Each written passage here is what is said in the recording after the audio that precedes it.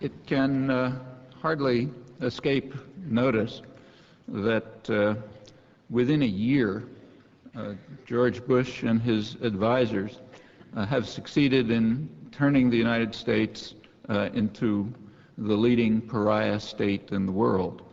It's greatly feared. The United States is now greatly feared throughout the world. It's regarded as the greatest threat to world peace by substantial majorities. That's true even in places like Canada, where sentiments are unusually pro-American, and where the United States is now regarded as the leading threat to world peace by twice as many people as give that honor to Iraq or North Korea, far more than Osama bin Laden, and it's far more true elsewhere. Actually, this has become so obvious and so threatening to the United States that it's now even featured in the national media. This week's cover story in Newsweek is devoted to the fact that the United States is regarded by most of the world as the leading pariah state and the major threat to world peace.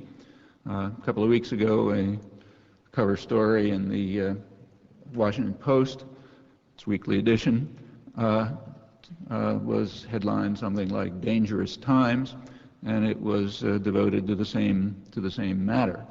The entire front page was a cartoon which showed George Bush on a tank with a sort of silly smile, waving a flag.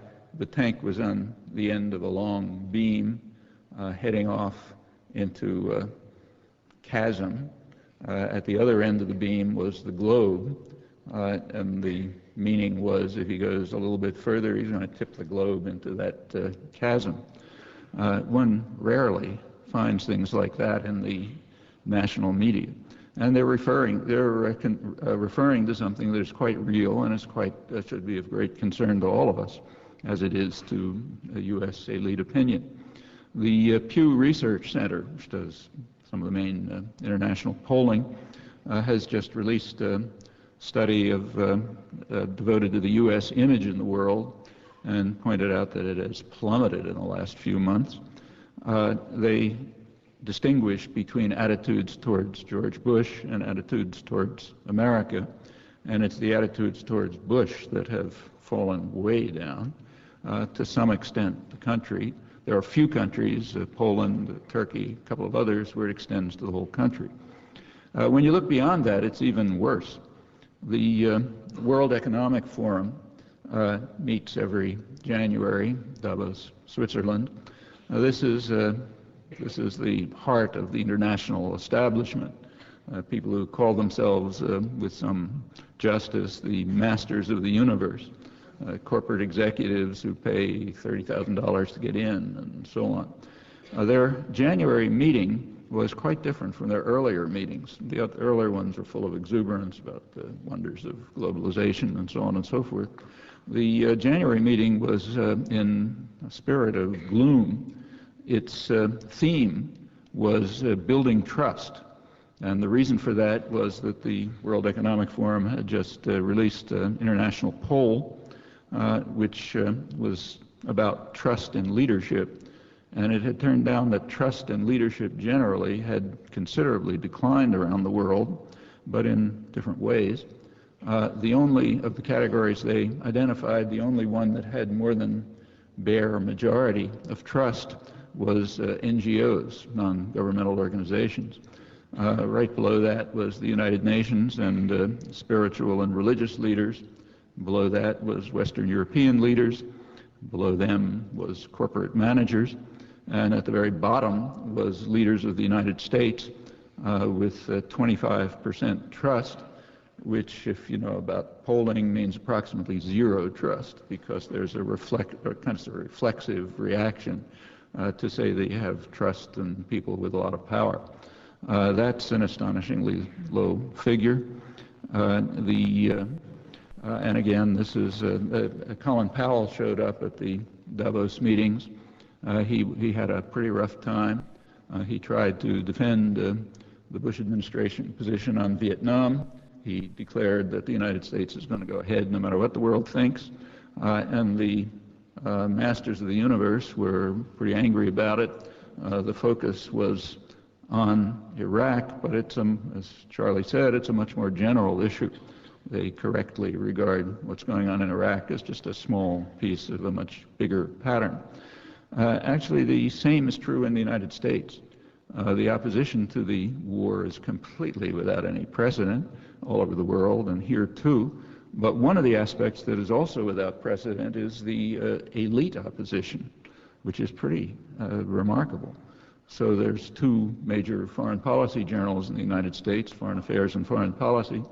Their January issues this year were both devoted, and both of them had major articles analyzing the drift towards war and harshly critical of it. The American Academy of Arts and Sciences, which is the most respectable institution you can think of, even though I'm a member of it, but nothing can be perfect. But they published last fall a long monograph on war in Iraq. This is the first time I can remember that they've ever taken a position on contemporary issues of high concern. It gave as favorable sympathetic a view as they could of the Bush administration position, and then went through it and took it apart point by point on very narrow grounds, I should say, not on grounds I would have used to criticize it, but sufficient. And again, regarded it as a very severe threat to the United States. And the same is true elsewhere. And as I said, popular opposition has absolutely no precedent. There was an international Gallup poll in January covering a fair part of the world. The support for the kind of war that Bush is carrying out, what they call a coalition of the willing, meaning Bush and Blair, that kind of war, support for it didn't reach 10% almost anywhere in the world. The opposition was greater in the countries where the leadership lined up with Washington, what's hailed as the new Europe, with great acclaim. It happens to be the part of Europe that is most opposed to the war. Roughly 80 to 90% opposition, even with UN authorization in Italy and Spain, similarly Hungary and others. To get to countries like Bosnia, the opposition is even stronger. In Latin America, opposition is overwhelming. There's a good reason why the summit meeting of the coalition last Sunday had to be in a military base on an island. They had to make sure that there were no people nearby, because anywhere they go in the world where there are people nearby, they're going to be in serious trouble. That is unusual, and in fact this achievement in the last year is remarkable. Whether you like George Bush and his friends or not, you have to give credit where it's due. It's hard to achieve a result like that. I can't think of anything like it in history. Well, how did Bush and his colleagues manage to make themselves the most feared and hated political leadership in the world, shaming the country at the same time, and also endangering the people of the country, because you can't maintain an image like that and not expect reactions to it. You'll recall right after September 11th, when there was overwhelming sympathy and support for the United States because of the terrorist atrocities, George Bush asked plaintively, why do they hate us? It's a pretty silly question, and the answers that were given are even sillier. But there is something behind it. You could ask a sensible question and give sensible answers. However, Bush has now succeeded in making that a sensible question, and he's even added an answer. They hate us because of you and your cronies, Mr. Bush. On that, the evidence is simply overwhelming. Well, how did things come to this pass? Something we all ought to be concerned about, no matter where you stand on the issues. Let's start with September, last September. That was a real turning point. In fact, that's really when it takes off.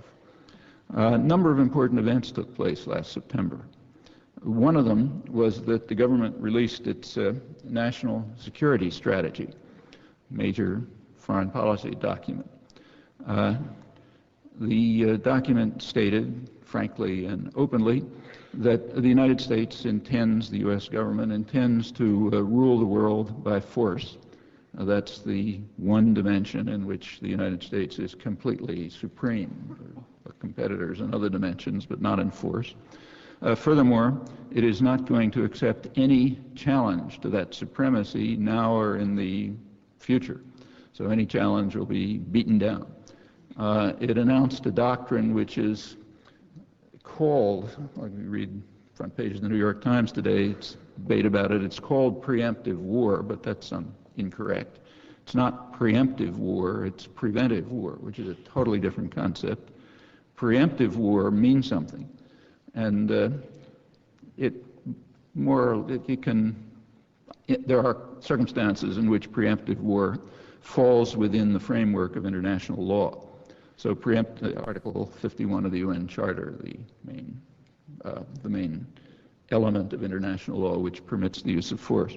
Preemptive war means something like this. If say, there are airplanes flying over the Atlantic with the clear intention of bombing the United States, the U.S. Air Force would be permitted to preempt, not wait for the bombs to fall, but shoot the planes down and maybe even attack the bases from which they came.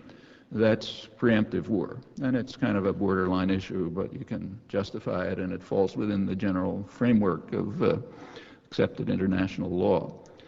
Preventive war is something completely different. Preventive war means we will decide who is a potential threat to us, and we will attack and destroy them. If we may invent the threat, we may imagine it, we may even believe it, but that's a completely new concept.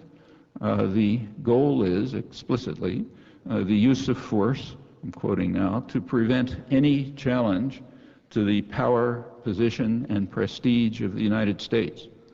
And the U.S. response to any such challenge, in that case, no legal issue arises. That's the position of the rulers of the country that outspends the rest of the world combined on means of violence, and is now forging new and very dangerous paths over near unanimous world opposition, such things as development of lethal weaponry in space, doubtless nuclear-powered, which could well bring the species to an end, which is why there's such overwhelming opposition. Well, in that case, it's not surprising that you find worldwide fear and, in fact, extending to hatred. Actually, I have to admit I've just been cheating. I wasn't quoting George Bush or Donald Rumsfeld or Dick Cheney. I was quoting Dean Acheson, a respected elder statesman, senior advisor of the Kennedy administration, leading figure in post-World War II American liberalism. He was speaking in 1963, right after the Cuban Missile Crisis, which almost led to terminal nuclear war.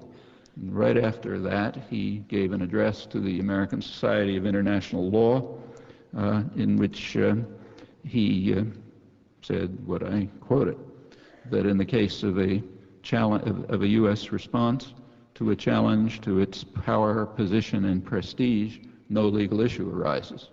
It's approximately the Bush doctrine. In fact, if you look at the actual words, even more extreme. The roots of the missile crisis, as it was known at the time that the missile crisis was, as Arthur Schlesinger put it, the most dangerous moment in history, very dangerous. The roots of it were a campaign of international terrorism carried out by the United States, aimed at what is now called regime change, that is, overthrowing the government of Cuba. The campaign began within months after the Castro regime replaced the U.S.-backed dictator. We now have extensive internal documents, released internal documents explaining the reasoning, and the reasoning was the following. To quote, "The very existence of the Castro regime is successful defiance of U.S. policies of 150 years committed to ensuring that the region is subordinate to U.S. will. Didn't matter what they did. The very existence is successful defiance. Therefore, it is legitimate to carry out international terrorism and economic warfare. And after that virtually led to destruction of the world, Dean Acheson explained to the American Society of International Law that no legal issue arises as we continue to do this." Well, that's worth thinking about. Gives you an indication of what the spectrum of planning is like. We're now at the extreme ends. Cheney, Rumsfeld, etc. one end, Acheson, Kennedy at the other end. But thinking is not that diverse, and I think that's something that ought to worry us too. Certainly, in my opinion, these things ought to be taught in elementary school and ought to be known to everyone in college by heart. It's very important matters. Well, as I say, this is approximately the Bush doctrine, but there's a crucial difference. Acheson was describing policy, and he was describing it accurately. The national security strategy last September declared it as official policy. That's quite a difference. And that's why it led to shudders around the world, including the foreign policy elite within the United States as well, leading to the consequences I described earlier. Well, that's one thing that happened last September. The national security strategy was declared roughly in those terms, instantly criticized very harshly, even in Foreign Affairs, the main establishment journal. Another thing happened also in September as well. September was the onset of the midterm election campaign.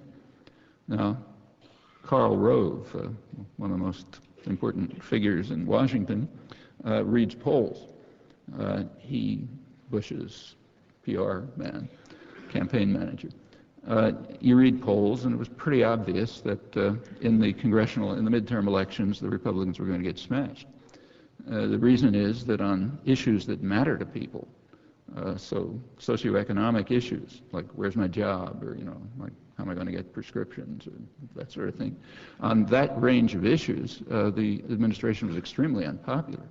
It's perceived quite accurately as an administration that is committed to the interests of a very narrow sector of concentrated wealth and power, and that the rest of the population is basically none of its business.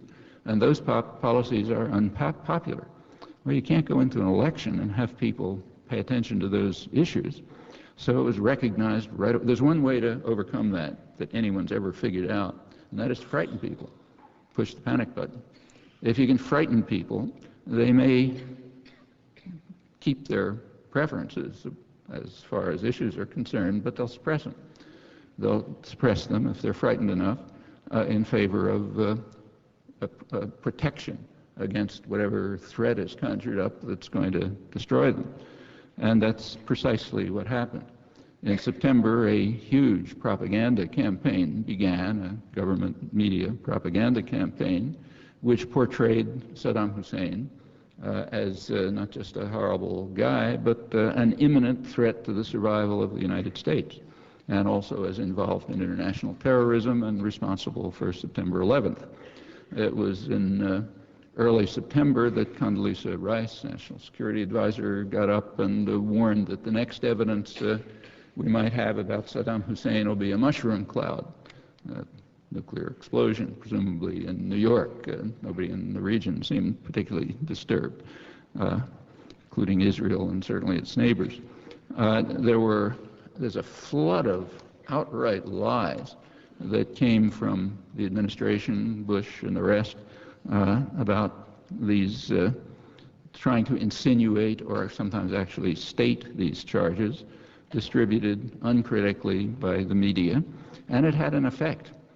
If you look at polls within a couple of weeks, by the end of September, on the order of about 60% of the population thought that Iraq is an imminent threat to the security of the United States. We have to stop him now or he'll come after us tomorrow. People are quoted as saying that in yesterday's Boston Globe. By now, about half the population believes that Iraq was behind September 11th and that Iraqis were on the plains. All of this is complete fantasy. There's nowhere else in the world where anybody believes a word of this, and there isn't a particle of evidence for it. But it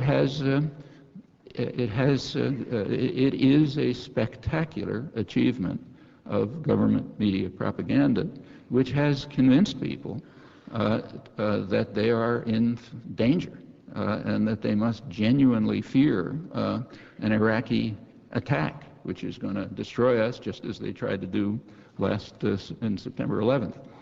Actually, if you look more closely, these attitudes are very highly correlated, as you'd expect, with support for the invasion. Again, that's unique to the United States. It's not true in the countries that were invaded by Iraq, like Kuwait and Iran. In fact, it's not true anywhere. If you eliminate the element of fear in the United States, then opposition to the invasion is approximately the same as in other countries. That is overwhelming.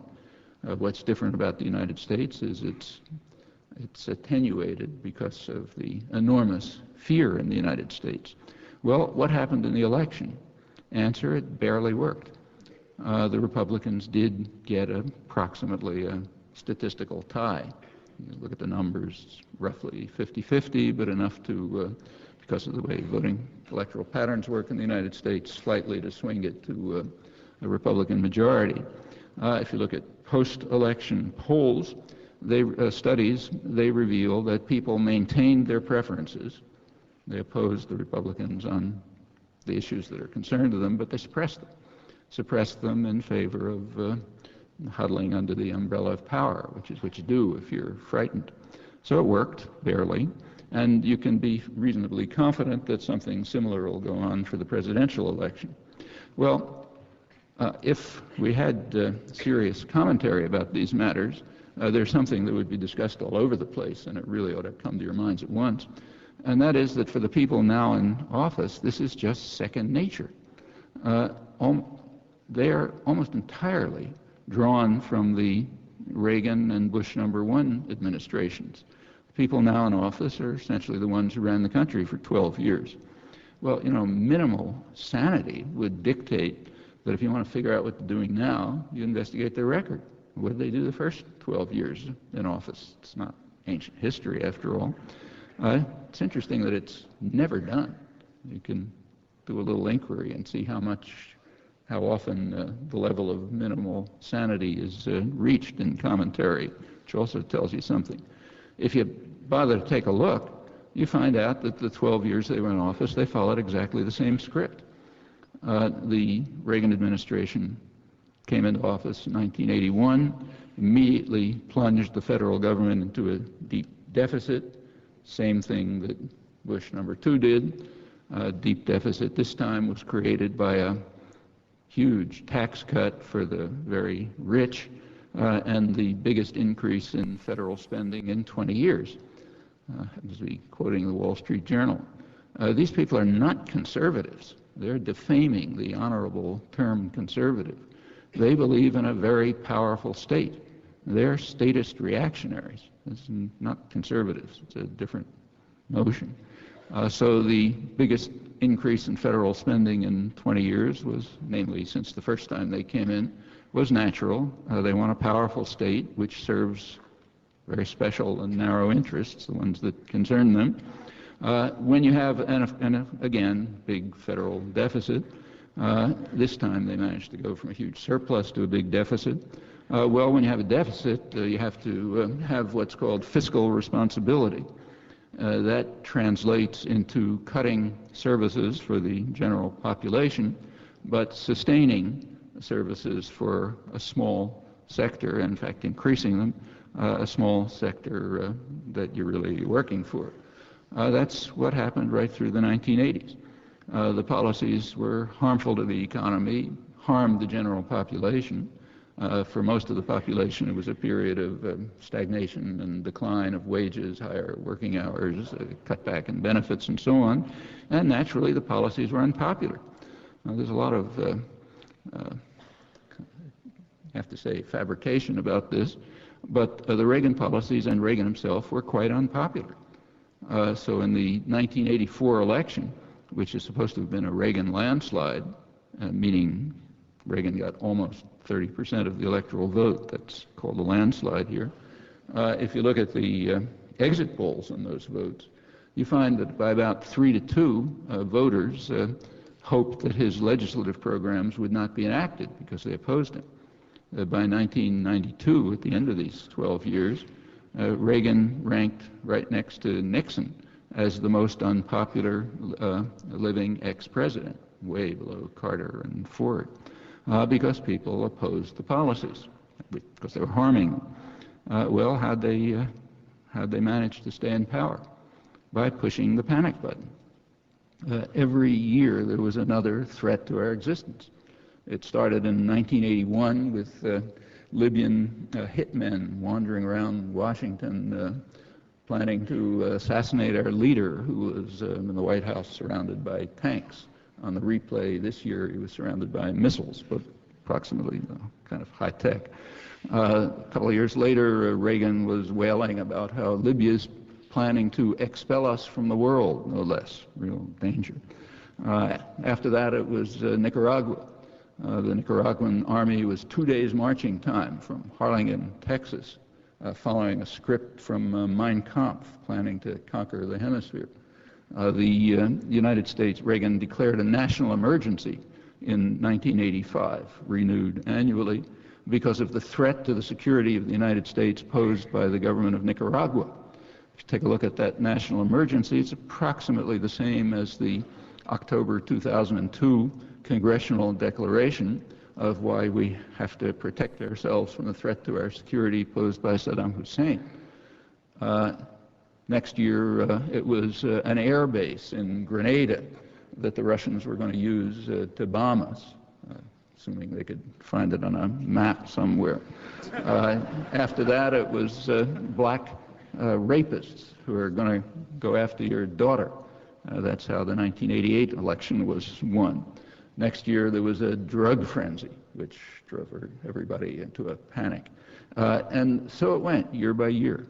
If somebody had been watching this from Mars, they'd think it's a comic strip if you take a look at the threats. But it happened, and it frightened people. For all sorts of reasons, this happens to be a pretty frightened country. It is not difficult for unscrupulous leaders to terrify people. You could ask why, but it's a long-standing fact, and they used it. The international policies are pretty much the same, too. So the first thing the Reagan administration did, and remember, that's the current government pretty much, when they came into office, was declare a war on terror.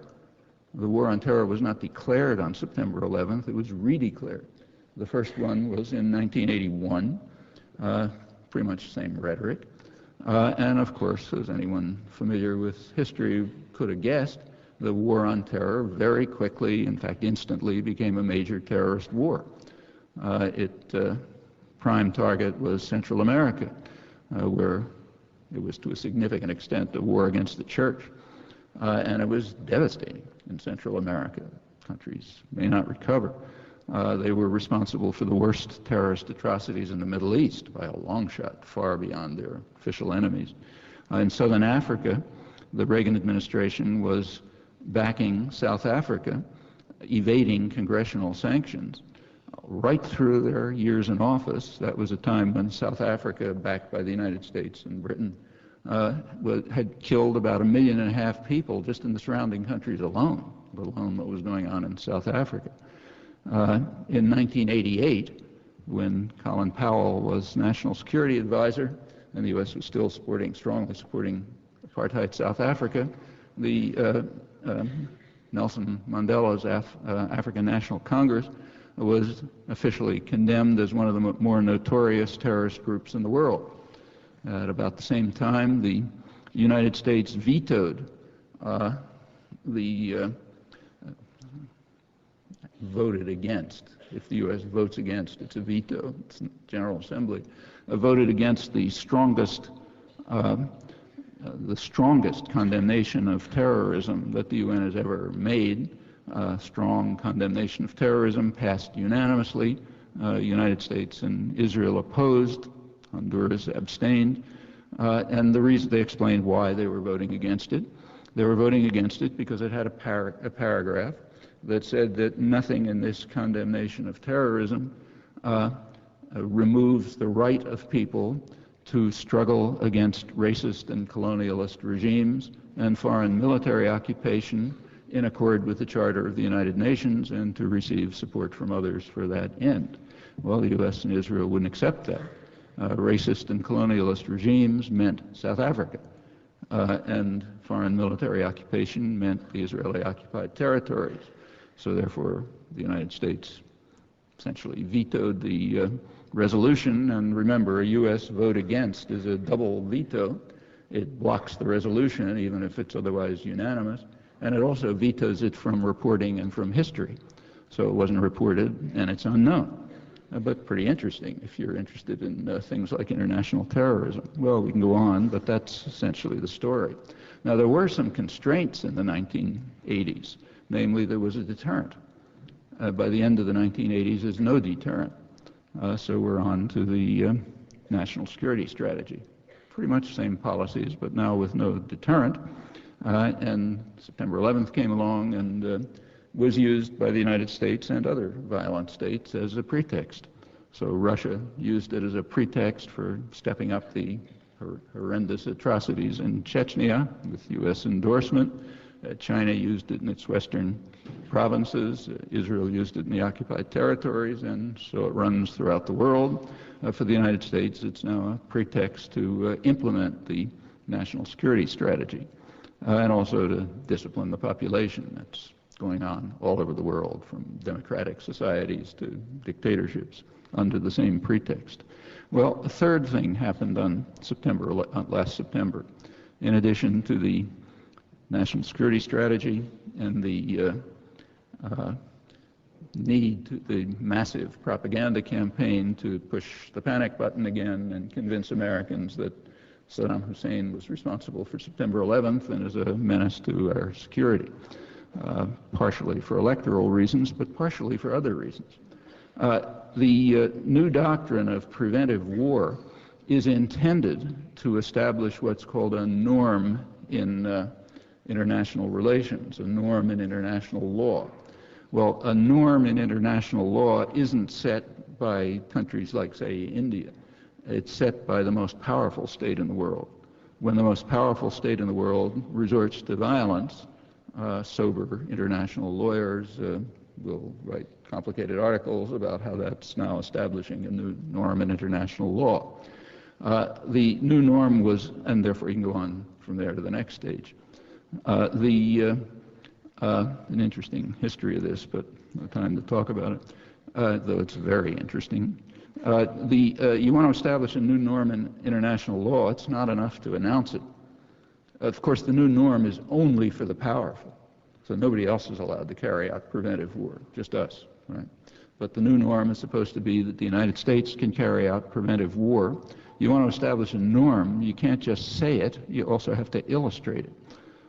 So you have to find a case where you illustrate the norm. Well, how do you do it? The target of preventive war has to meet a couple of requirements. The first requirement is that it has to be completely defenseless. You certainly don't want to attack anybody who might be able to defend themselves. That's ridiculous. So it has to be completely defenseless. And secondly, it also has to be important. So there's no point attacking some country in Central Africa that nobody can find on a map. It has to have some importance. Well, Iraq happens to meet both conditions.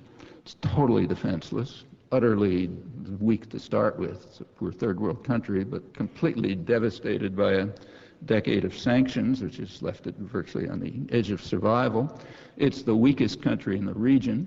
Its military expenditures, for example, are about a third of those of Kuwait, which has 10% of its population and far below others, which is the reason why nobody's afraid of it, except the United States. I mean, they may hate it. They may hate Saddam Hussein, but they're not afraid of him because they know that it's the weakest country in the region. In fact, when the U.S. takes it over again, it's probably going to rearm and may actually develop weapons of mass destruction just to counter the other forces in the region. So it's defenseless and weak, meets the first condition, but it's extremely important. It's right in the center of the major energy-producing region of the world. It's got the second largest oil resources. It's an enormous source of strategic power and global influence, and also flow of material wealth back to the right pockets. You can't imagine, I mean, there's going to be a big issue now about somehow reconstructing Iraq from the wreckage. And here's a task for the enormous global peace movement. Too late to stop this attack, but you can at least try to ensure the least harmful outcomes. One of them ought to be that the United States and Britain ought to pay reparations to Iraq for the devastation that has been carried out during this decade of sanctions. If it's too much to expect that level of honesty, and I presume that it is, at least they could provide massive aid to the people of Iraq to rebuild their society in their own way, and not in a way that's dictated by foreign rulers who in fact supported Saddam Hussein right through his worst atrocities and well beyond, and that's the people in Washington, and then devastated the society in the following 10 years. Well, that's an important task for the peace movement, exactly as it's an even more important task to prevent the norm from being put into effect elsewhere, as it will be if there's no objection. Plenty of targets of opportunity that you can think of, the Andean region, Iran, others. And if there isn't any substantial opposition from the mass popular movements in the world, that's pretty much what's likely to happen. What have the sanctions actually done? Well, they have devastated the civilian society, killed hundreds of thousands of people by conservative estimate. The statistics are grotesque. Iraq was getting close to first world standards. It's now at the level of countries like Cambodia in things like, say, child malnutrition and infant mortality. Meanwhile, the sanctions strengthened Saddam Hussein, and they compelled the country to become dependent on him for survival. He's a brutal tyrant, but an efficient dictator. And he ran an extremely efficient food and aid distribution system. The World Food Organization says it's the most efficient one they've ever come across. They don't think they can get anywhere near half as effective. Well, that compelled the devastated society to be dependent on the tyrant for survival, and it undermined the possibility of a revolt that might have overthrown it. Is that outlandish? Not at all. Remember that the people now in Washington supported Saddam Hussein was not the only monster that they supported. There were plenty of others. So they supported Duvalier and Marcos and Ceausescu and Suharto and a whole string of others, many of them as bad or worse than Saddam Hussein. Take, say, Ceausescu, Romania, strongly supported by the Reagan-Bush administration right up to the day of his overthrow. 2 days before, there was a visiting delegation from Washington to convey George Bush's greetings, just as there was another one to Saddam Hussein, led by Senator Bob Dole a couple of months after that for Saddam. Well, he was overthrown from within. He's a vicious, murderous tyrant, but there was a functioning society. Somehow they were able to overthrow him. There's every reason to believe that the same would have happened to Saddam Hussein. He would have gone the same way as the others who they supported if it had been possible. But the rug was pulled out from under people. It wasn't possible. They were devastated. Saddam Hussein was strengthened. They were compelled to rely on him. Now, this has been pointed out over and over again for the last 10 years by the people who know Iraq best, like the UN Oil for Food administrators who had a big staff of people running around the country, respected international diplomats. They can't be heard in the United States because you take a look at the New York Times Index, you won't find their names. But you can read them in Canada and England and other places.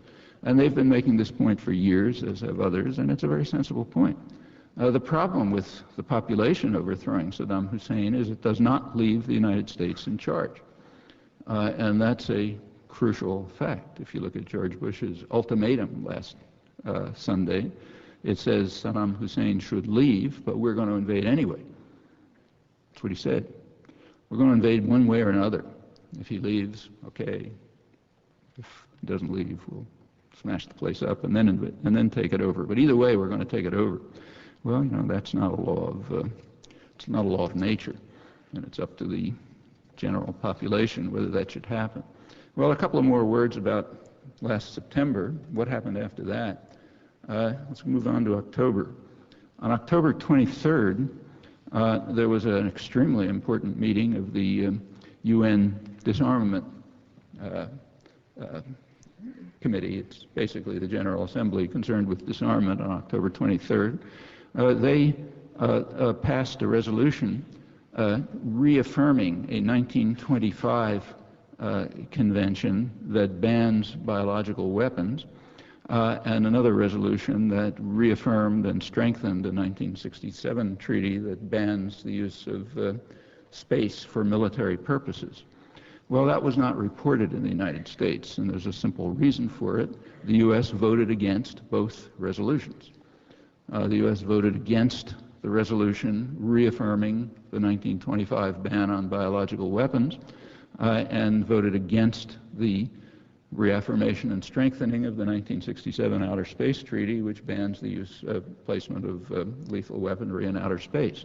And remember what I said, when the UN votes against something, when the U.S. votes against something, it's double veto. It's gone, and it's not reported and gone from history. So I doubt if many people even know about it, but it's extremely important. It's a threat to survival, serious threat to survival. Shortly after that, the U.S. moved at the last minute to kill an international treaty, a bioweapons treaty, that was trying to impose enforcement methods, enforcement measures on an existing toothless treaty. It was banned by the United States, which informed the world that they could not even discuss this for another 6 years. Also in October, there was the 40th anniversary meeting of at Havana, of the summit meeting on the 40th anniversary of the missile crisis that involved key participants from Russia, the United States, and Cuba. And there was an incredible revelation there which startled all of them. They discovered how close the world they knew it was dangerous, but they didn't know how dangerous until last October. Turns out that one word from a Russian submarine commander saved the world from destruction. Terminal nuclear war. Remember the background. International terrorism aimed at regime change. It turns out that at the tensest moment of the crisis, Russian submarines came under attack by U.S. destroyers. The commanders thought that there was a nuclear war going on. Two commanders ordered the submarines to send off nuclear missiles. According to the Russian rules of engagement, they had to have three commanders agree, one refused.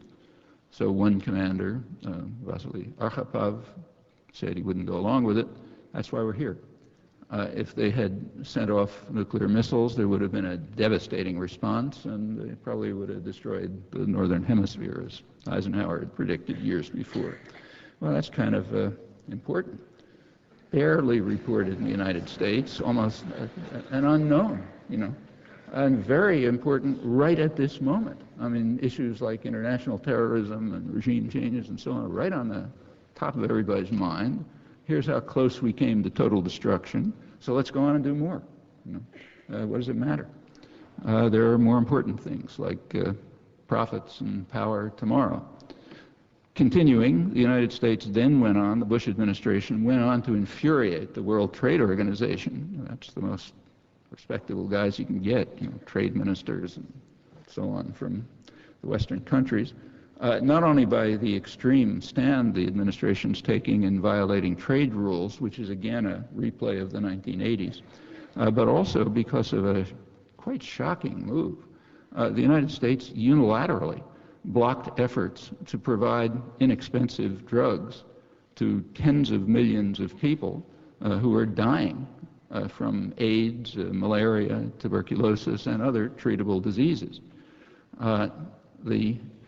Every other country went along with it. The Bush administration wouldn't because of its devotion to the pharmaceutical industry, which is heavily subsidized by the public but has to make even bigger profits than before. Other countries have pharmaceutical industries, Germany and Japan, for example, but they agreed to suppress the interests of their pharmaceutical industries for even greater profits in order to allow ways for more inexpensive drugs to reach people who are literally dying by the millions, if not tens of millions. Well, that infuriated the World Trade Organization. The U.S. continued, Bush administration, to undermine efforts to reduce threats to the environment that are recognized to be very severe and a major threat to decent survival. As always, the pretexts are barely conceal service to very narrow sectors of private power. Well, all of this leads to fear and hatred of the leadership, maybe hatred of the society, which is increasingly coming to be regarded as just too dangerous. And others will respond. It's been predicted for a long time by international affairs specialists, intelligence agencies, and others, and it's kind of obvious that others are going to respond in some manner. If they want to protect themselves from attack by the United States, there aren't a lot of ways to do it. One is to develop weapons of mass destruction. The other is to increase terror. Can't block the monster by conventional means. And those are serious threats. And they're being escalated perfectly consciously by the administration. They know about it. They just don't care very much. What matters is other things, like short-term profits and increased power and the global domination that's announced in the national security strategy and now being implemented in front of our eyes to establish a norm of preventive war, which can then be used in the next case, where you may take a harder one, not a country that's completely defenseless, but maybe one that's only overwhelmingly defenseless. That's a very ugly prospect. All of these things are, and there's a reason, and that's the reason for the international opinion that I mentioned at the beginning.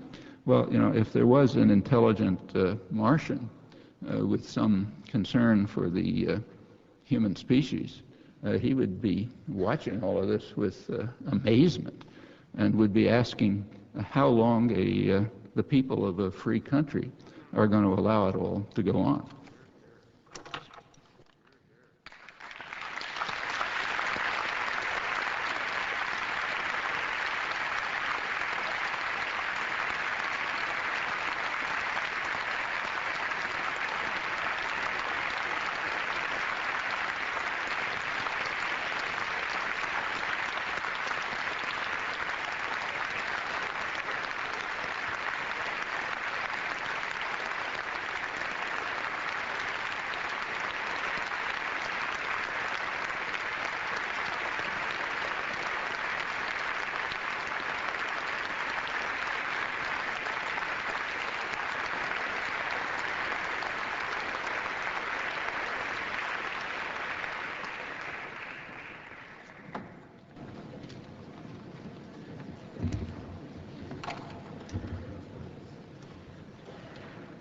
Before we start question and answer session, I just wanted to come up and make a few announcements.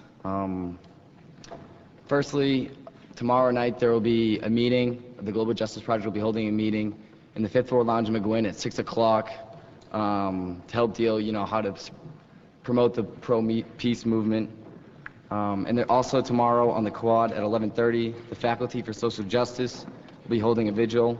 That goes from 11:30 to noon. Also, I also want to apologize to Professor Chomsky, especially to those sitting on the ground, and to those who are discouraged from attending this event due to inadequate accommodations for holding this event in the gymnasium. I'd like just everyone to know that despite the spirited efforts from students and professors alike to move this lecture into the more respectable Conti Forum only several feet away, which could have comfortably held all those who are interested, we were denied access from the very highest of the BC bureaucracy for, in quote, security reasons. So I'm here to sort of mention what some students have done to promote the pro-peace movement, and also just talk about what else students can do here on campus. Yeah. We've had some students who have taken part in some civil disobediences. Myself, Nick Fuller-Guggens, who's a freshman here, helped block an Army recruiting station, the entrances. Some other students have started a peace petition, which was handed in to Father Leahy, asking him to make an announcement saying that Boston College is against the war. Plenty of BC students have been attending the peace rallies. I just sort of bring this up to show that there are things that students are doing to help the peace movement. This Sunday on Boston Common at 11:30, there's a peace rally. Yeah, Saturday, excuse me, good correction. And yeah, if you want to get involved, definitely attend the Global Justice Project meeting. There's going to be sign-up sheets outside of the tables. Check out the other tables. And there's also going to be donations taken for this event. There were some extra costs due to trying to hold it in the Power Gym. And so if people could check out that donations table outside, I was told to make that announcement. So thanks a lot. Now we're going to have question and answer session. Oh, and also one last thing. If people want to listen for progressive news, check out WZBC, which is 90.3, Mondays through Fridays at noon. We have Democracy Now! And there's also Sounds of Dissent, Saturdays from 12 to 2. And Monday, May 1st through 3rd in the Cabaret Room, there's going to be an art exhibit of social resistance. It's Students and Professional Artists Forum for Education of Social Justice. I think that's about it. Keep your eyes open around campus for other announcements.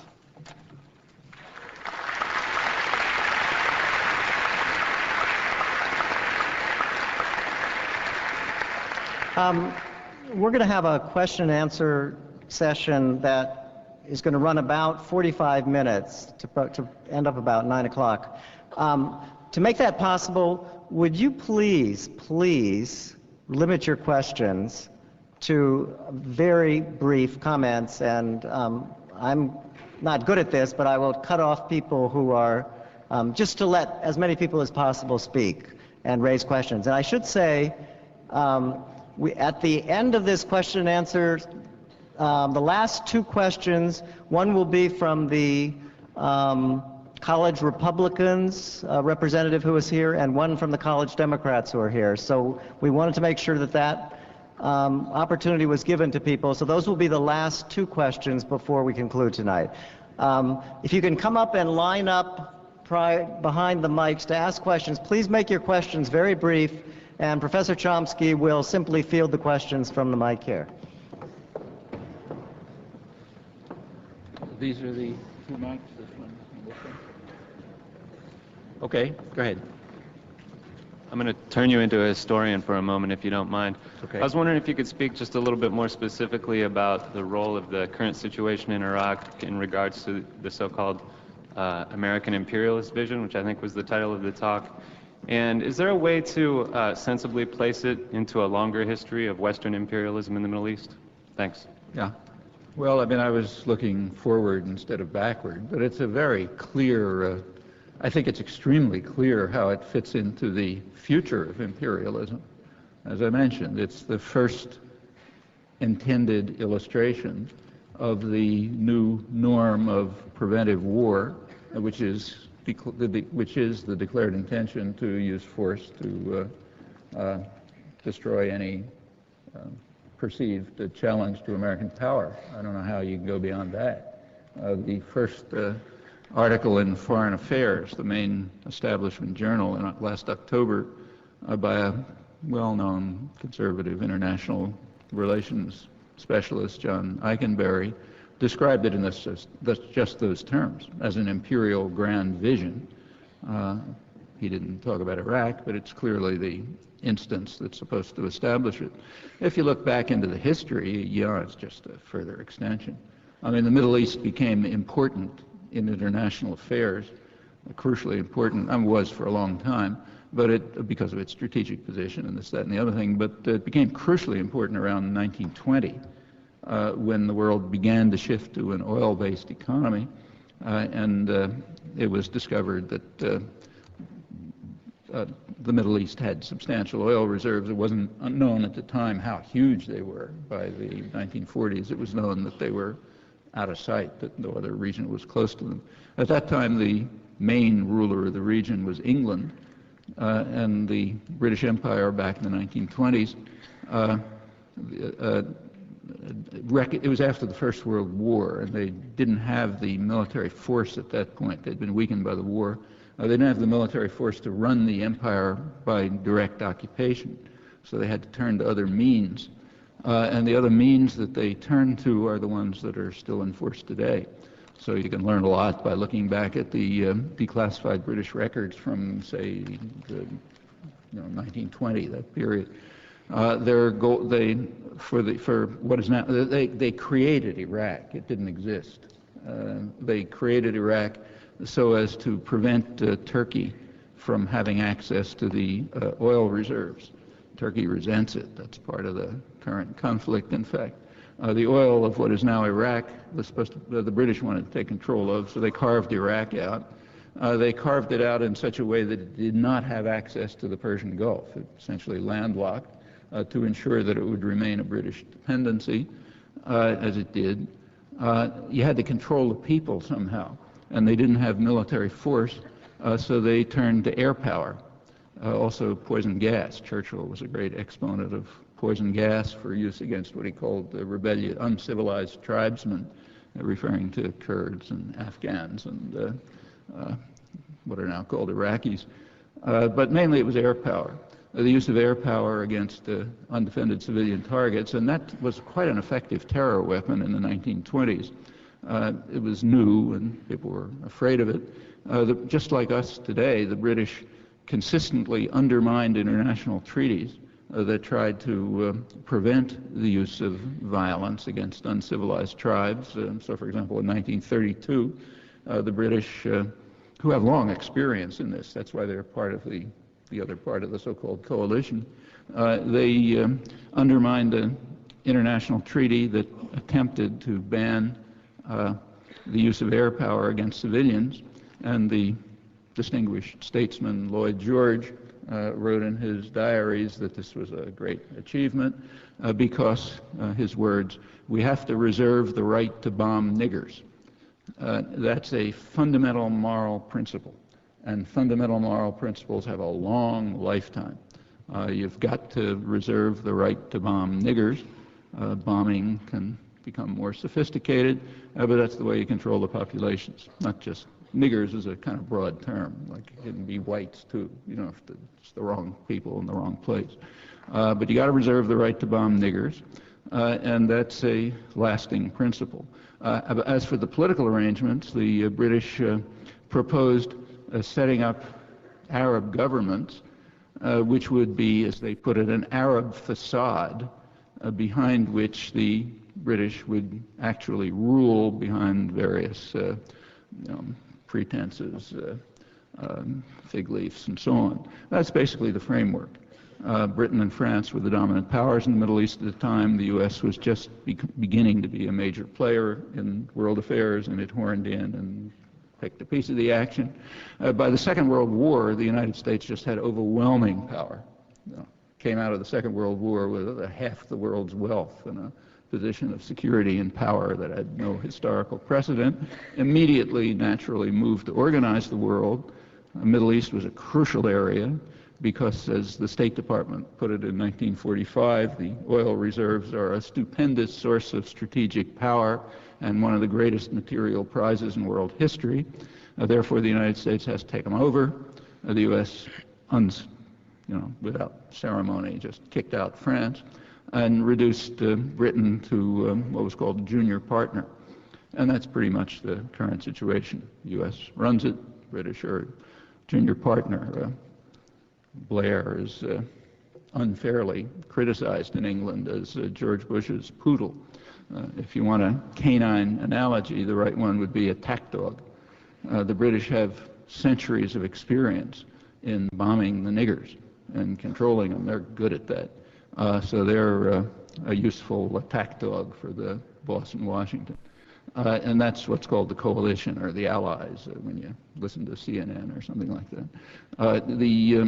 And that's the background for it, and so it continues. The U.S. didn't need the oil for itself. It doesn't need it today. It doesn't intend to use it in the future. It wants to control it, which is a totally different thing.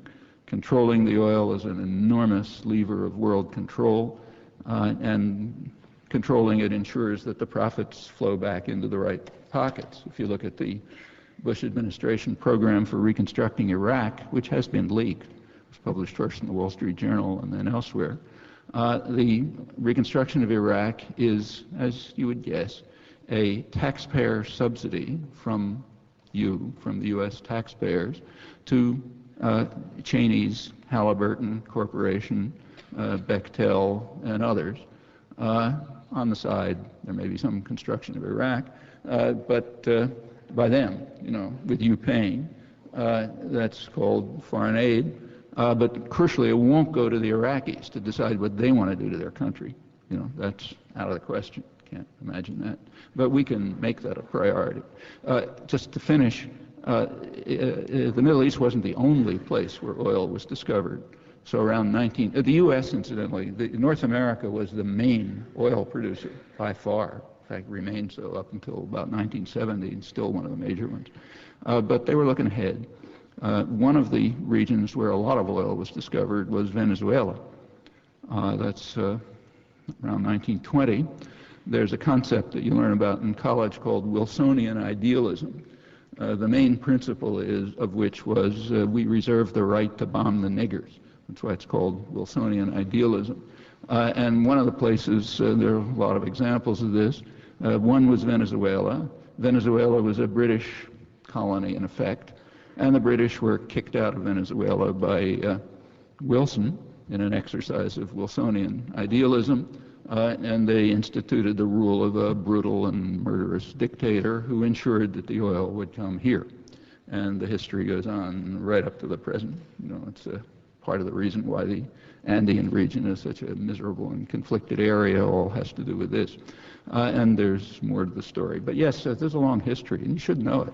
It's important to know. What's happening now is not coming out of a vacuum. Hello. Hi. Something that deeply concerns me is American support for this war, and not just this war, looking at history, numerous acts of aggression by our government. What's so different about Americans? Are we simply a more violent people? Also, presumably, media compliance and acquiescence plays a significant role in any explanation. So could you address the issue of freedom of the press and how free is the American press really? Well, at first, I don't think we're more violent than other people. I was just talking about England, okay? I could have talked about France. I could have talked about Belgium. I mean, you can go through a long story. But I happen to be talking about the United States. So, yeah, it's a very violent country. I mean, if it wasn't a violent country, what would we be doing here? I mean, after all, there used to be people living here, right? Well, where are they? Does anybody think about them?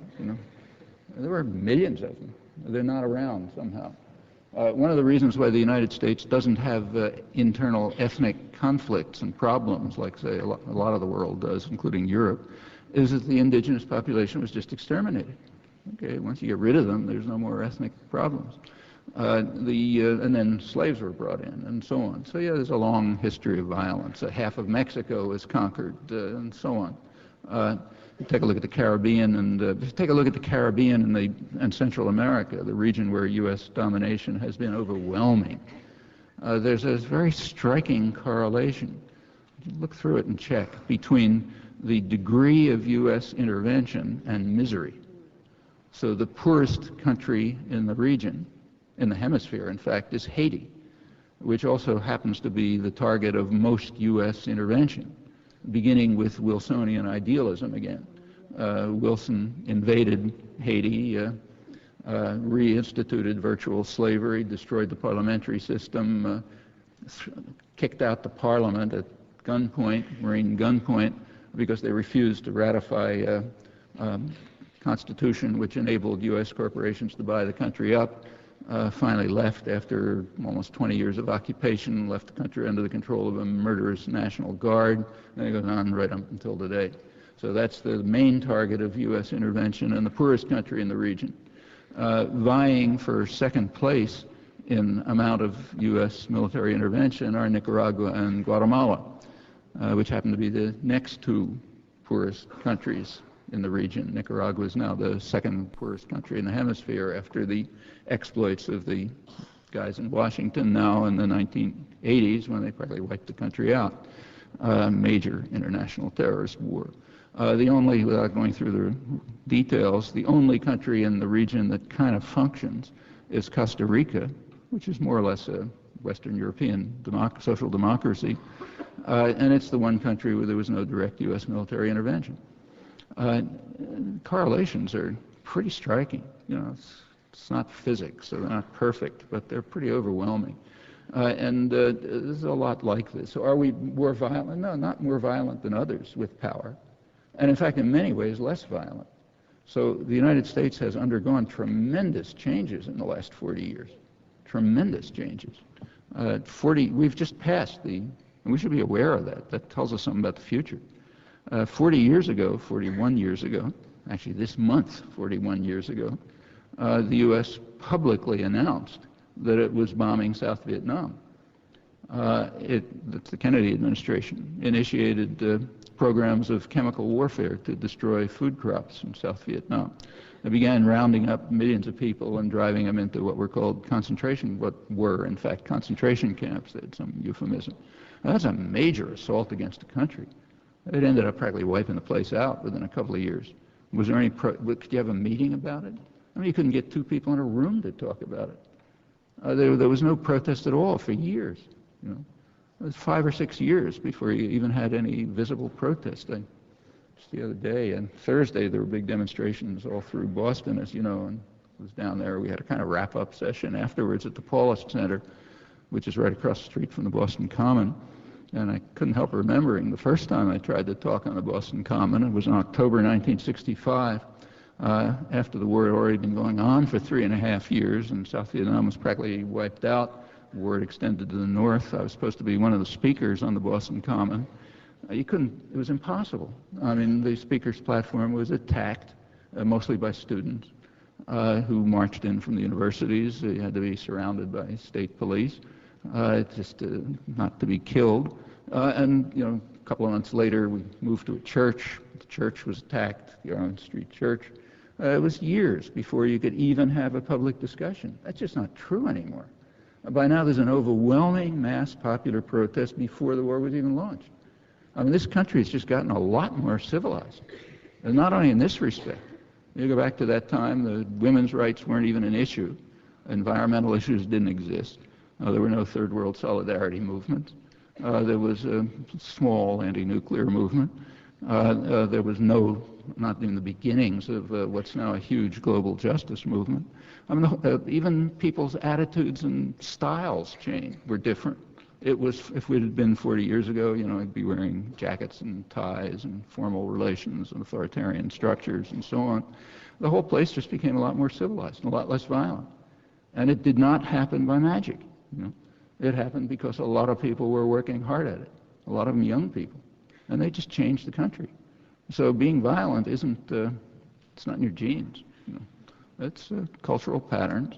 Right now, in order to fight a war, the administration has no choice but to do what the Reagan administration did in the 1980s, terrify people, or what they just did now.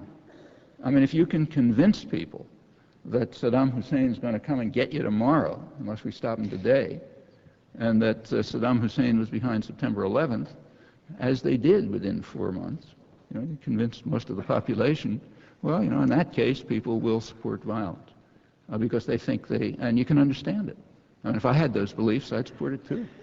And you got to defend yourself from destruction. Yeah, and that's a tremendous propaganda achievement, but that's the only way they can fight a war. They didn't need that 40 years ago. You want to fight a war, you fight it. You want to bomb somebody, you bomb them. So the country is not inherently violent. It is what we make of it. But we shouldn't forget the history. It's not a pretty one.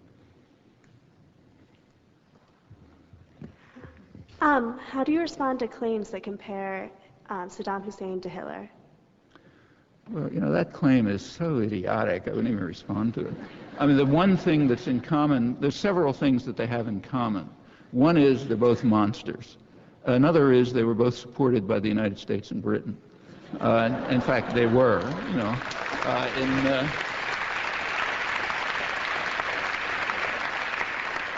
as late as 1937, the U.S. State Department was describing Hitler as a moderate who's standing between the forces of right and left, and we have to support him or otherwise the mass, the working class masses will take over and do this and that horrible thing. Britain was even more supportive. The U.S. and Britain didn't turn against Hitler until he attacked them. I mean, there's a lot of fantasies now about how bold British leaders took the country into war, and isn't that wonderful? Nothing like that ever happened. I mean, nobody in England wanted to go to war until Hitler essentially attacked them by invading Poland and Western Europe. At that point, they went to war. The United States went to war when it was bombed. The U.S. and Britain basically supported them, pretty strongly, in fact. The U.S. investment in Germany just shot up under Hitler because he was bringing stability and order and so on and so forth. And same with Saddam Hussein. The U.S. supported, first of all, it helped put him in power back in 1963 with the CIA coup. It didn't lead directly to him, but the background. And then right through the 1980s, when he was carrying out his absolutely worst atrocities, like the gassing in Halabja and the rest, he was strongly supported by the people who are now in Washington. There's now some pretense that it had to do with the war in Iran. It didn't have to do with the war in Iran. It went on after the war with Iran was completely finished. In fact, the Bush State Department explained why they had to support Saddam Hussein after the war with Iran, namely because of our responsibility to American exporters like U.S. agribusiness and other manufacturers who were supplying Saddam with means to develop weapons of mass destruction. Government had to support them. And furthermore, because Saddam Hussein was a force for stability and human rights in the region. I'm not kidding. That was their view. The Bush administration, up to the day of the invasion of Kuwait, I just saw Bob Dole on television a couple of days ago. I had to turn it off after 30 seconds. I couldn't stand it. This sanctimonious talk about how we have to oppose Saddam Hussein. Bob Dole led a senatorial delegation to visit Saddam Hussein in April 1990, high-level senatorial delegation, in which they conveyed George Bush's best wishes to the monster,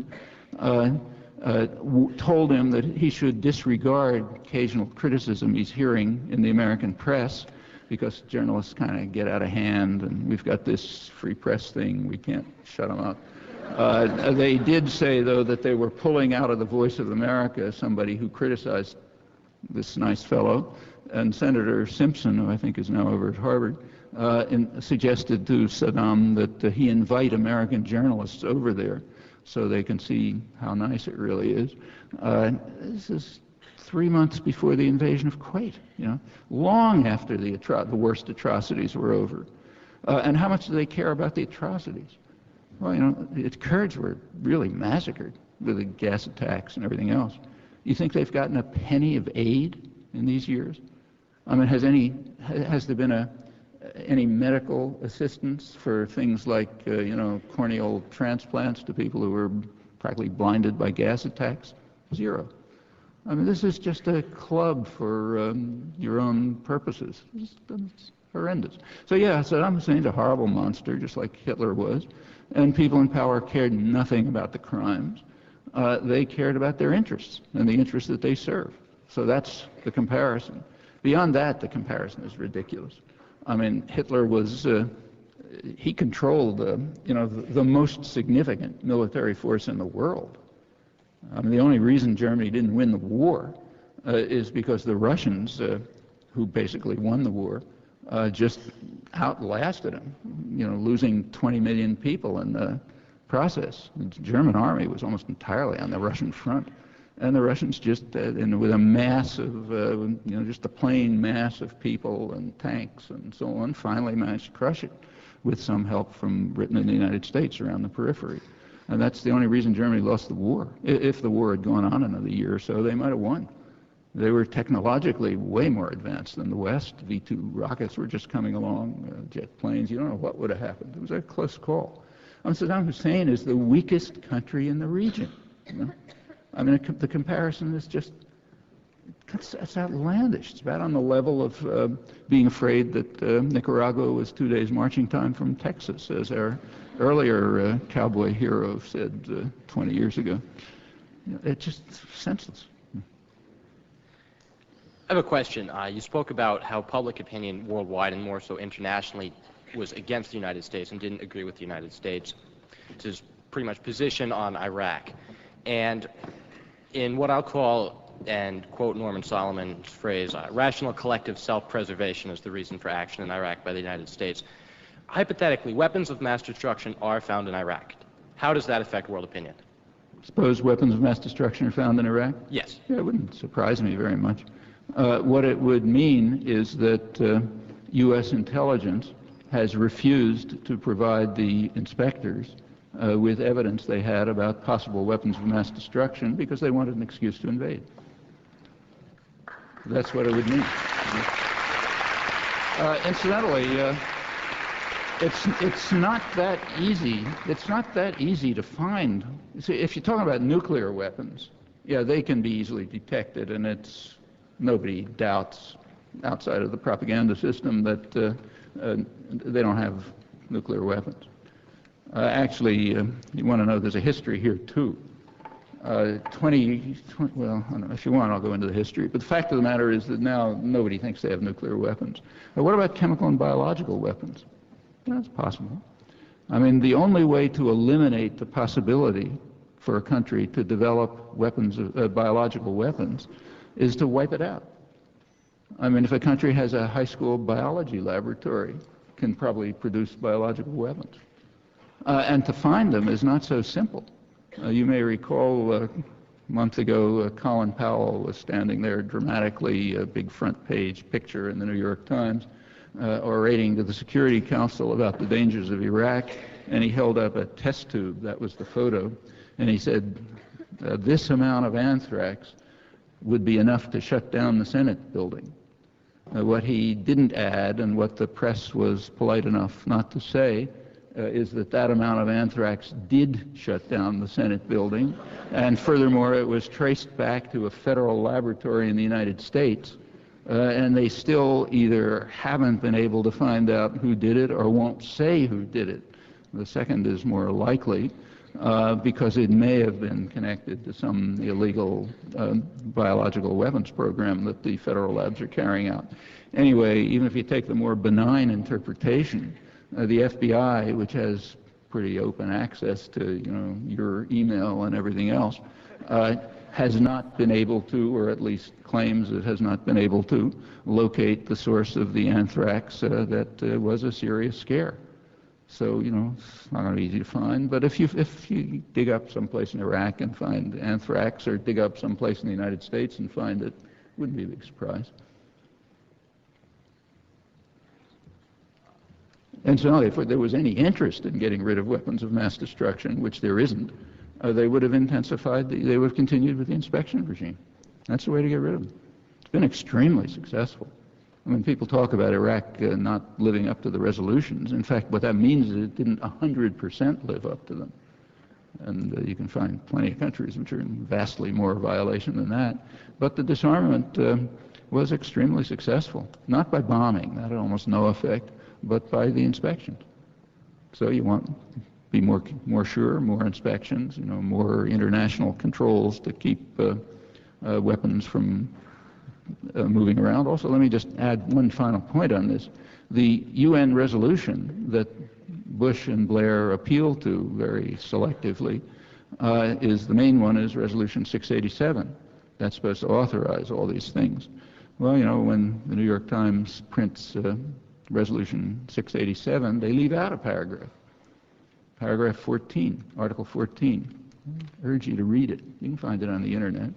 Article 14 of Resolution 687 says that disarmament of Iraq should be the first step towards elimination of weapons of mass destruction and delivery systems from the region. Okay. Well, that's a code word for Israel, which is by far more, has far more than anyone else.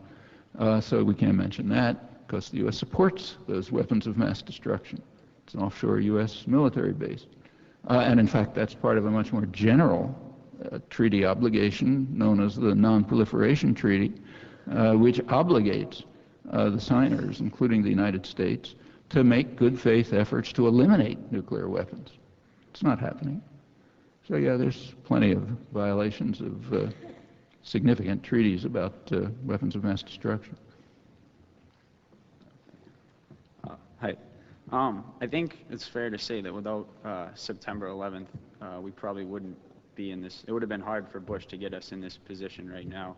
And you compared Reagan and a lot of his action to Bush now, and I think that's fair. But in the same way, you can compare a lot of the inaction or the same policies of Clinton to Carter. And isn't it fair to say that if Clinton, in response to the attacks on our embassies and the other attacks, had taken stronger action, and had taken stronger action against Al Qaeda and their infrastructure, during his 8 years, and that would have been a form of preemptive or preventative warfare, that history might be different and we might not. Yeah, probably history would be worse, because in fact the way, if you want to deal with Al Qaeda or other forms of international terrorism, the way to do it is by police action.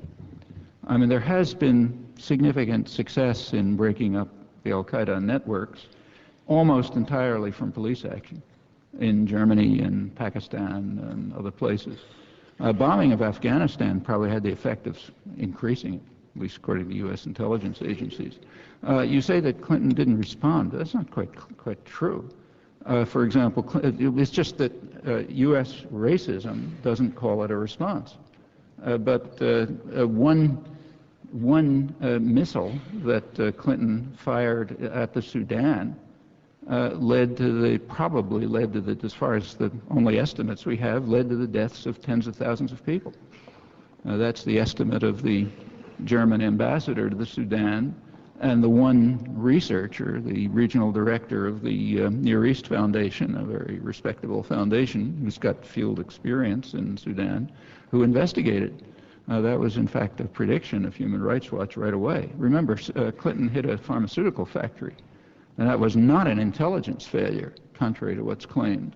The intelligence failure, if it was one, had to do with something else, namely whether or not it produced chemical weapons. But they knew it was a pharmaceutical factory, and they knew that it was destroying a very large part of the crucial drugs, even for people, and even veterinary medicines, which also leads to enormous diseases, for a very poor country that couldn't replenish them. And estimates are it led to tens of thousands of deaths. Well, if somebody hit the pharmaceutical industry in the United States and killed hundreds of thousands of people, putting it in per capita terms, we'd consider that kind of serious, right? But we don't consider it anything when it's just more niggers. So yeah, he didn't respond. Yeah, he responded. If there had been, and if we do believe that people ought to have preventive wars to prevent terrorism, is that universal or is it just us? So, for example, did Cuba and Nicaragua, say, have the right to set off bombs all over the United States, where they know perfectly well that that's the source of the international terrorism that has, in the case of Nicaragua, practically destroyed the society. In the case of Cuba, Cuba's the target of more international terrorism over the last 40 years than probably the rest of the world combined. It's coming from Washington and Miami. Do any of us think that Cuba has a right to prevent it or even to respond to it by violence? I never heard of anybody who says that. So where do we get the unilateral right to do that? Even to respond to it by violence, let alone to try to prevent it by violence. I mean, if countries want to prevent possible U.S. violent terror, they ought to have the right to bomb the United States. Nobody thinks that.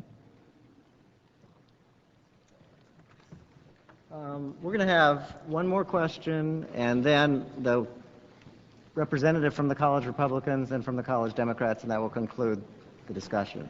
So, I have two questions, if that's okay. Put them together in one question. It takes some creativity. They're completely unrelated. You can choose. You can choose not Okay, to I'll answer. choose. Pick the one you'd rather answer. All right. An often heard sentiment is that one of the regimes in whose interest this war is being fought is the government of Israel. So could you speak to the Israeli connection in this issue? And my other question is, what do you have to say to the anti-war movement? What's next for people who are opposed to this war? Pick one. And what about Colombia, the forgotten war? People die every day and nobody say a word. What about the forgotten Holocaust of Colombia? Please, do something. Yeah, that's Colombia is very serious, and when I talked about the next possible target being the Andean region, that's pretty much what I had in mind. Actually, I was there not long ago in the regions that are being subjected to U.S. chemical warfare right now, driving huge numbers of peasants out of their lands into miserable urban slums. There's about 2.5 million of them now, to clear the land for U.S. agribusiness and strip mining and so on and so forth. Yeah, horrible stuff going on in Colombia and a lot of other places. The whole Israel story is too complicated to get into, but I don't think this war has much to do with Israel. Huge issue in itself, but I don't think it's connected to this war in any serious way. What's the next thing for the peace movement? Well, I think there are a lot of things. One thing is very specific to Iraq. Try to act in such a way as to minimize the consequences for the people of Iraq, which could be pretty awful. Nobody knows, but it could go up to millions of people in a humanitarian catastrophe. So try to do what you can to minimize that. Try to ensure that the United States provides, I guess reparations is too much to ask for in the present mentality of the country because nobody understands enough. But try to create the basis here where people will understand that we ought to pay them reparations for what we've done to them in the last 20 years, first by supporting Saddam Hussein, then by the murderous sanctions regime. And if that's too much to ask, at least provide them with enormous aid for them, not for Bechtel and Halliburton. Okay, aid for them to reconstruct their country the way they decide, not on orders from Crawford, Texas. That's a big task. Beyond that, I think there's good reason to believe that this is just the first kind of test run, trial run. Iraq was a very easy target. It's a way to try to establish the principle that we can carry out preventive war, attack anyone we like, and there are going to be others. The Andean region is not a slight possibility. The U.S. has military bases all around. This is an oil-producing region, among other resources. The U.S. has military bases all around it, has military forces right in Colombia. Venezuela is kind of out of control. It's a very possible target for attack. Iran is a very likely target. Probably the war against Iran has already started. So coming back to Israel, Israel is essentially a small country, but it's essentially an offshore U.S. military base. And in that capacity has a huge military force. Israel's air and armored forces, according to the Israeli military, which I assume is accurate, they say they're larger and more advanced than those of any NATO power outside the U.S. And over 10% of them are deployed in U.S. bases in eastern Turkey, where they're reported to be flying reconnaissance over the Iranian border. They don't care much about Iraq. They know that's a pushover, but Iran is a bigger story. It's the one country in the region they can't dominate, so they've been pushing the U.S. very hard to take it on for them. And it's very likely that there already are efforts to break up Iran, encouraging Azeri nationalism up in the north, other measures. and that's a possible target. If we the whole concept that was officially declared in the Security Strategy Report, which is not new. That's why I quoted Atchison 40 years ago. It's not new, but it's a real quantum leap forward when it becomes national policy. That's going to give people more than enough to do for a long time. We have to. There's nobody who can stop this, except inside the United States, and the same is true of everything else. Like the unwillingness, the veto of efforts to international efforts to provide inexpensive medication to tens of millions of people. That's not small, who are dying of AIDS, malaria, and tuberculosis, and could be saved if it wasn't so crucially important to enrich publicly subsidized pharmaceutical corporations even more. I mean, that's a task. Trying to save some kind of environment in which your grandchildren might survive, that's a task. There's just no shortage of things.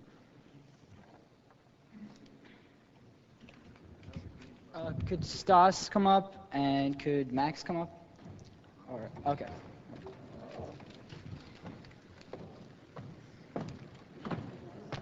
So that's Stas from the College Democrats of Boston College. Hi. My question is about sort of the future of Iraq. With the future looking like we're going to take it over in the next couple of weeks if the war keeps going the way it's going, do you see us splitting the country possibly into at least two, with possibly splitting off Kurdistan? Because, at least it could have been said that we would not do this because Turkey has been a staunch ally, but as of recent, they haven't really been acting like one.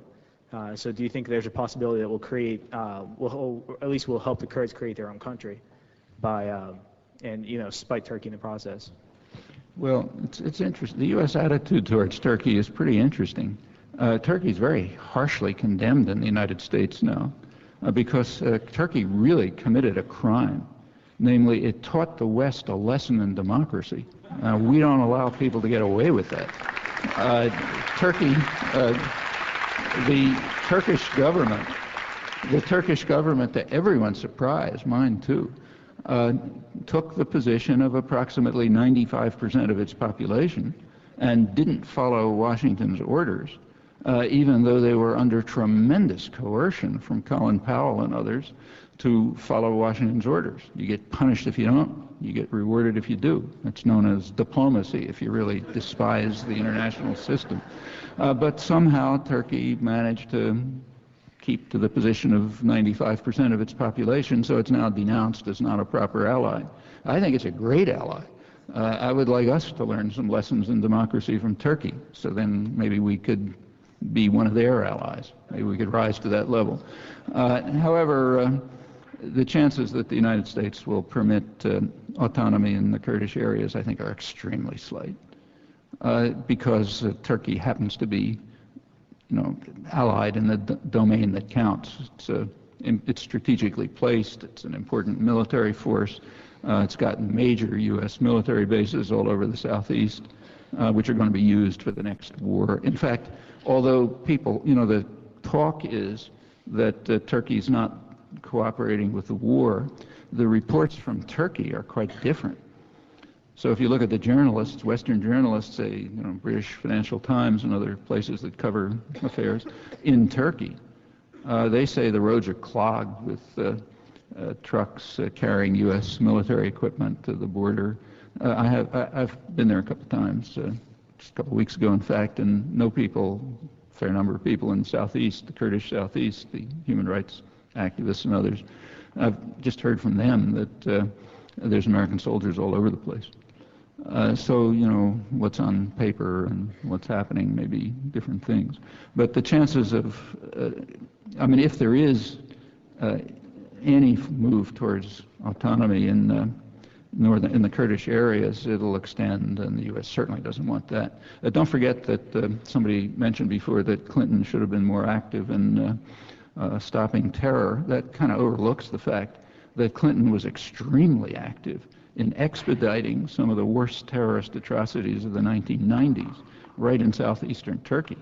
We don't talk about it because you don't talk about your own atrocities. But what was going on in southeastern Turkey, the Turkish suppression of the Kurds, makes Milosevic look like a pretty nice guy. They drove out several million people, devastated the countryside, killed tens of thousands, destroyed 3,500 villages. The money was coming from Bill Clinton. Turkey became the leading recipient of U.S. military aid outside of Israel and Egypt as the atrocities escalated. In the single year, 1997, Clinton sent more military aid to Turkey than the entire Cold War period combined up until the onset of the state terror campaign. Now, it's kind of interesting that all that was suppressed in the United States. It's now beginning to be reported. It's quite interesting. A couple of days ago, the Boston Globe had an editorial about it. Nicholas Kristof from the New York Times had a report about how awful the Turkish repression of the Kurds was. Of course, missing entirely is the fact that it was thanks to the United States, which provided the arms, and thanks to the American press, which wouldn't report it. But why is it being mentioned now? Well, that's part of the punishment of Turkey for its deviation toward democracy. You do that kind of thing, you're going to be punished. And we'll start telling half the truth about the atrocities that you carried out a few years ago. Of course, we'll leave out the other half, the crucial half, namely that we expedited it. But nevertheless, the United States does not want southeastern Turkey to move towards some kind of independence, and probably is not going to allow anything in the Kurdish areas. The bigger problem for the U.S., which of course will take over Iraq, there's just no question about it. This isn't a war, look at the disparity of force, it's ridiculous. So yeah, the U.S. will take over Iraq, but the big problem is what are they going to do with the majority of the population?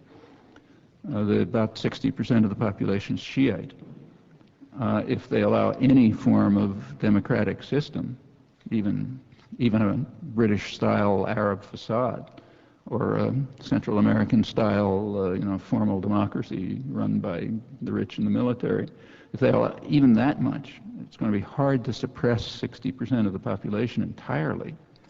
And if the 60% majority has any voice, they're probably going to move towards, join the rest of the region in trying to move towards some accommodation with Iran, Shiite, which is the last thing the United States wants. So that's going to be an even bigger problem than what to do with the Kurds. Incidentally, we can have a lot of effect on that. These things, this is not like physics. What happens depends on what people here do. So you don't have to just speculate about it. You can influence it. During your speech, you talked about Karl Rove and his role in sort of the success of the Republicans, or you just called it a tie, but historically, elections usually work against the party in power, so it was a success. And you talked about attributing that to tremendous propaganda achievements in the media. And I'm not necessarily disagreeing with that, but what I want to know is, are you willing to use that same theory, that same sort of criticism of the media, and apply it to Europe? It seems from your speech that you attribute the vast peace movement to something genuine. And I want to know, in Germany, in France, these countries where unemployment is high, where their stock markets are in trouble as well, and all of a sudden Bush comes along and he's a pariah for these states. I want to know, do you give them the same level of success in tremendous propaganda achievements towards their populace? Because I think that seriously undermines the peace movement and gives people here even more to be concerned about. Let's take a look at it. First of all, the election was a statistical tie. There was a couple of tens of thousands of votes that differed. That's essentially a statistical tie. It happens that because of the way the American electoral system works, it handed over Congress to the Republicans, but that's kind of like a technical matter. And you're right, it's usual for the party in office to lose in a midterm election. And we know the reasons. You can read them in studies being done by political scientists, published in the New York Times, exit poll results and so on. What happened is that people maintained their preferences.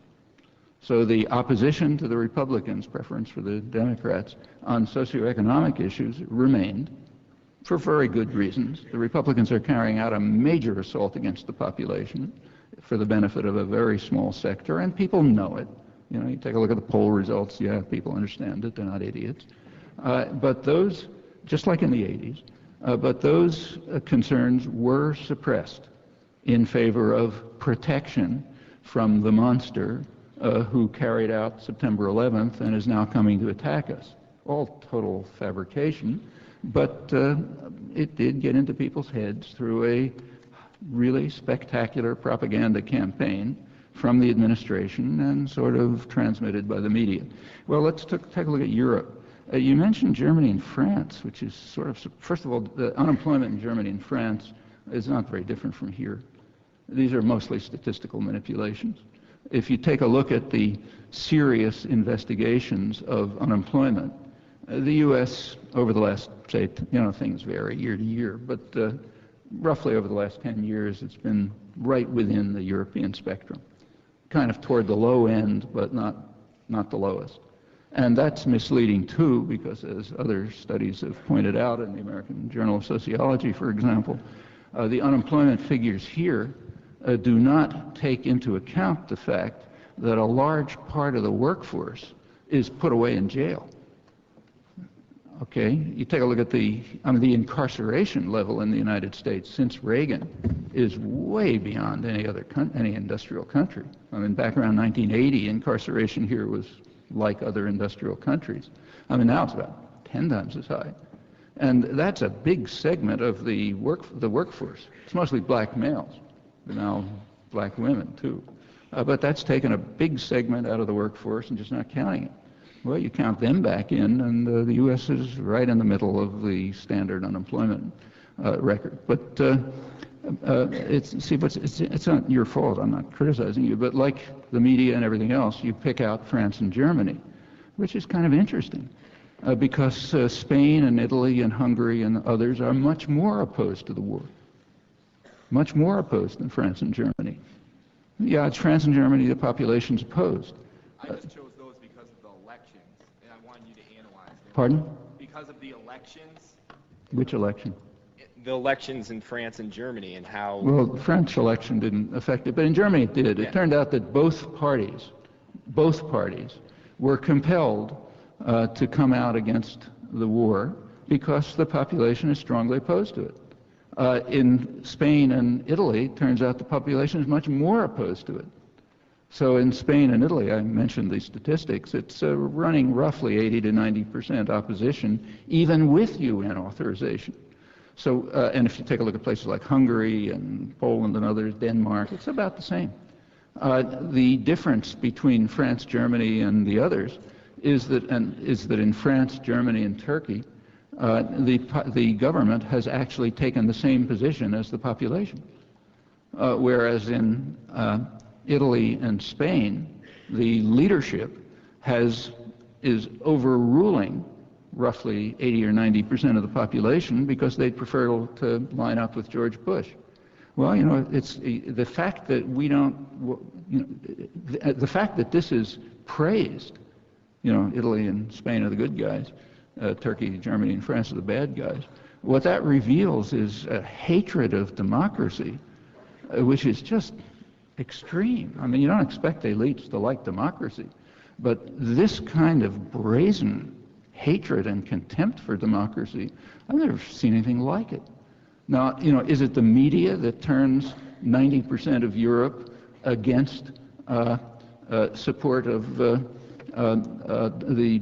Bush-Blair war? Well, it's pretty hard to argue. The media there are about the same as here. I mean, was the Pope influenced by the media when he made the statement that Charlie quoted? I mean, the whole world is against this. I mean, take Davos, the World Economic Forum. I mean, are the you know, the guys, the corporate managers influenced by the media when they condemn Powell for trying to support the war? No, they're following their own interests. These are the guys who run the media. No, they're not following the media. They run them, and they're opposed because the world is genuinely frightened of the United States. Bush has carried out something pretty remarkable. Not Bush, but Bush, Rove, the people around him. they have succeeded in turning the United States into a real pariah state. The world is terrified of it and hates the leadership. It's not because they read it in the media. It's because they see what's going on.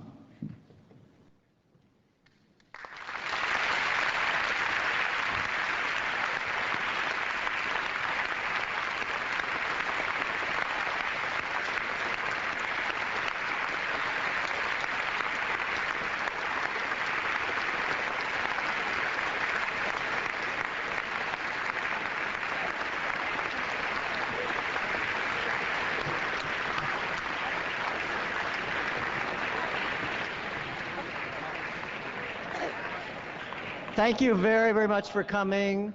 There is a rally of faculty tomorrow morning inviting students at 11:30. And please donate when you leave. It was expensive to put this event on, and we'd really appreciate your funding to help us put on future events like this. Thank you so much for coming out.